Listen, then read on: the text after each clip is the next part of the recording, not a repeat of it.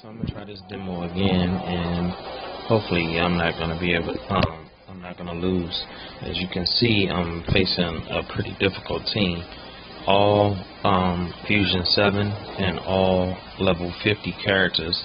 Also with a Master of Souls, Ermac, with a Mournful Katana, which we know that Master of Souls gets a bar of energy for each character that's in the Outworld on his team.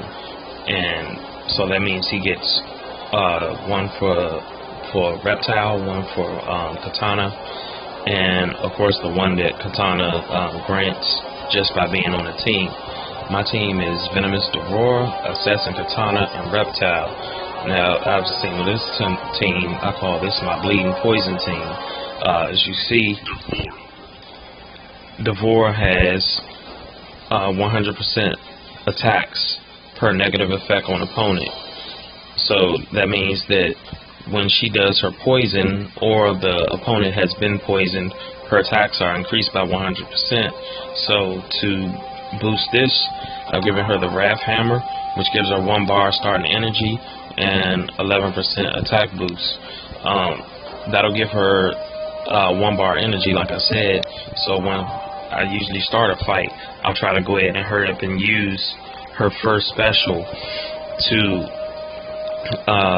knock the opponent down, and then hit him with basics afterwards to give her some strength, or should I say endurance. I've given her a 20% max health using the Outworld Gear, and that gives her resistance to bleeding and poison. I'm just going to try to go through this quickly because the other video was pretty long. She also has Killer Wasp for recovery, so she can tag out and try to recover some energy if she gets in trouble. Now let's go to Reptile. I'm using Nauseous Reptile, not Nimble Reptile. Nimble Reptile is pretty useless to me. Nauseous Reptile gives the entire team bleed and poison damage increased by 30. That means that when Katana tags in, she does bleed damage, and that'll be increased by 30%. And also Devourer, when she does her poison damage, that'll be increased by 30%.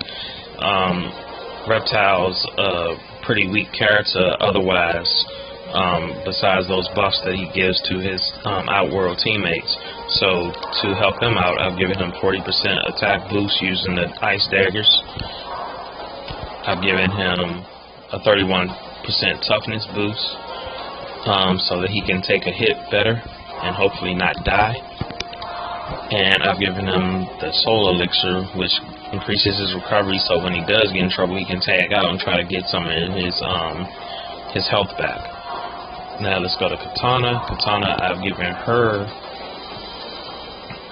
give me a second, I've given her the Executioner Axe, which gives her 35% damage against special ops. Now that is no good with this team because this is an Outworld team, but it's at Fusion X. So at Fusion X, that Executioner Axe becomes 30% basic damage boost. So she will have some damage boost for these opponents. She also has Fusion X Gladiator Mask, which gives her 30% toughness and 50% resistance to slow and stun. And Katana, if you see right here, this is Power Gen. Over top, it says ambushes opponent on tag in with vicious stabs causing bleed. Katana also generates 20% power, so she's already generating power 20% more faster than anyone else. But I've also given her the Soul Elixir, which the Soul Medallion, which increases her power generation, I believe, by 14%. So her power generation now is increased to 120%. So, I didn't show you the Soul Medallion, sorry. Soul Medallion Fusion 4 is 14% generation boost. So, let's hope that I can defeat this team because, like I said, this is a pretty powerful team. All Fusion 7 and all level 50, and starting out with Ermac, who, as you know, starts out with X-Ray. So let's see what we can do to face off against this team, and hopefully I won't get knocked the fuck out. first thing I'm going to do is use Devour Special 1 to inject Ermac with poison, because he's most likely guaranteed to start out with that X-ray. So I'm going to try to get as much poison as I can in as possible and get Devour out of there fairly quickly. I'm willing to sacrifice Reptile because he's the weakest character on the team. So here we go.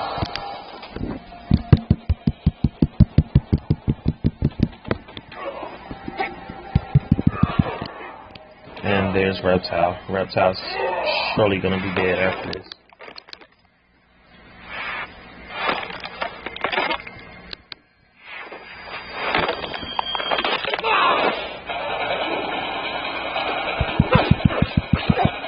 And he has a shield activated, so I might as well just try to save and wait. So let's get Katana in here. Is unrelenting. Katana as well. Try to get her as fast as possible. She's down. I'm gonna get Devour back in so I can try to use her buffs, her poison buffs, before Katana can use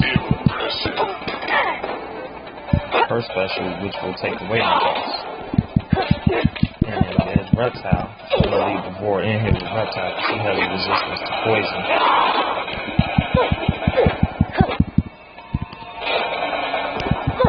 Actually, I believe it's the other Devour that has resistance to poison, but nevertheless, I'm going to use her to try to take Reptile out. Let's get Katana back in here, because he has all the poison lined up for him. My fury is I don't want him unrelenting. to use that.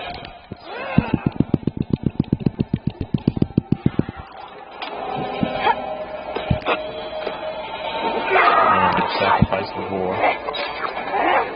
And let's see what we can do with Katana. Team has been obliterated. Let's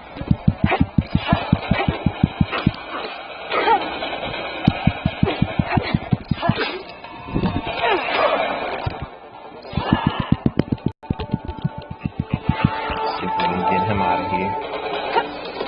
I knew that would be a tag in. Oh, I'm done.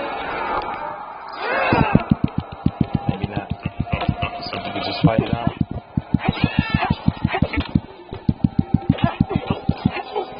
We won. And I can't believe I beat that team, because that was a very powerful team. Like I said, look at my team.